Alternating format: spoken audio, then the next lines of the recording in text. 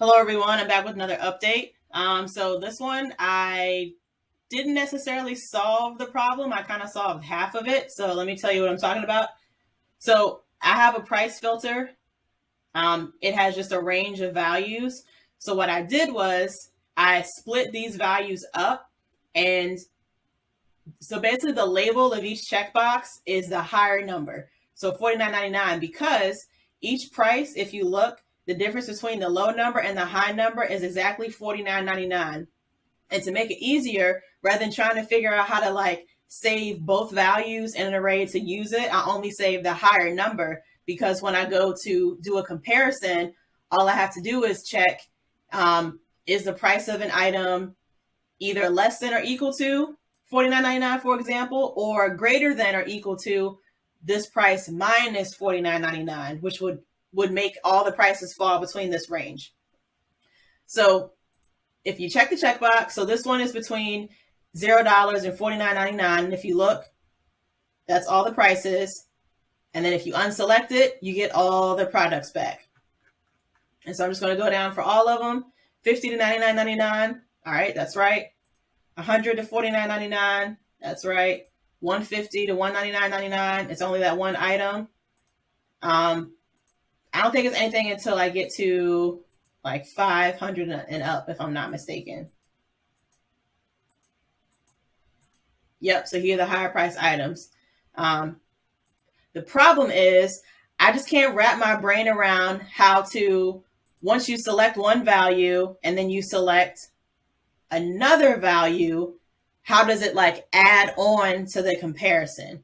I don't understand how to connect the two. So I'll show you my code. So, and I've commented some stuff out because I've just really been experimenting. So this function, set products to display, this is supposed to do the filtering basically.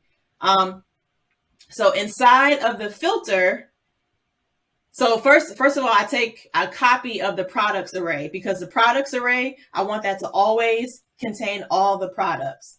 So I take a copy of it first, and then I call it copy of filter product. So I'm actually filtering the copy. So when I filter the copy, I set it equal to products to display. Inside of here, I did a for loop because I'll show you on here.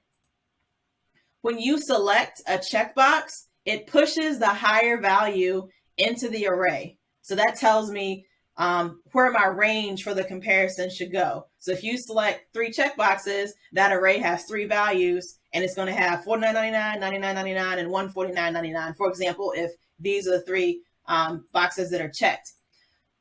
What's happening is it's successfully doing the comparison for the first value. So inside of here, select the prices at I. So whenever this is equal to 0, whatever that first number is, it'll filter it just fine. And then I'm returning the comparison. So the product.price. So whatever the price is of that specific product, if it's greater than or equal to the selected price at the 0 spot, minus $49.99, because that's how I set it up to make it easy. And if it's also less than or equal to whatever that value is at I. So it'll be in between 0 and whatever, or $49.99 and whatever the higher number is. Then I set filter products equal to whatever this filtered array is. And then filter products is what is actually rendered, so that's what controls what products actually show up on the screen. And if the selected prices array doesn't have any link, meaning you haven't checked anything, then I'm just setting filter products equal to the original products array. So you're going to see all the products. And I understand because I have a return here,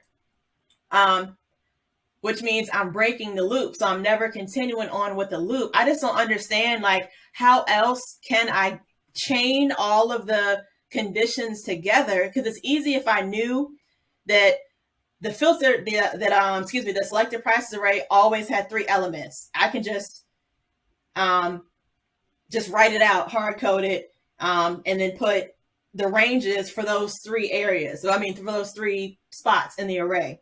But I don't understand when that array is dynamic, how can I programmatically check all of the prices in? Sorry, I ran out of time. It's the first time I ever ran out of the 5 minutes. But anyway, to continue what I was saying, I'll go back to it. I just can't understand how to continue looking through the array to make the comparison, because I want to be able to check if a product is between 0 and $49.99, to display those products, and also display any products that fall between $50 and $99.99, and also display products between $100 and $149.99. Like, if I can't hard code it, which wouldn't have been a good idea anyway, but because this is all dependent on what is selected, so this could be all of them, this could be none of them, this could be one. Like, this number always changes, so the length of that selected filter array always changes.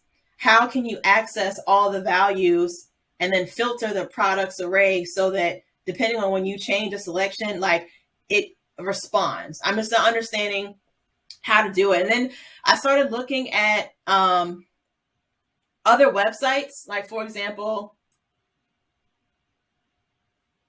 oh, come on. For example, here's eBay's website. If you look on price, well, sorry, it's loading. But anyway, they have, great day. It's taking a long time.